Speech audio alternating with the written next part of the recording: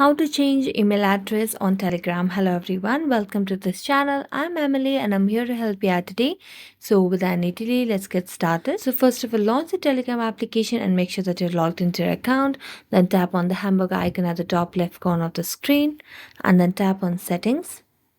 Now scroll down and tap on privacy and security. As you tap on it, you can see the option of login email.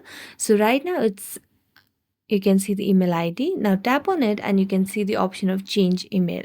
So tap on change email and here you just have to mention your new email. So after you mention it, tap on next and you will be able to get the code on your new email ID. You just have to wait and mention the code over here. And when you enter the code, you will be able to change your Gmail and ID over here in Telegram application. So thank you so much for watching this video. See you next time.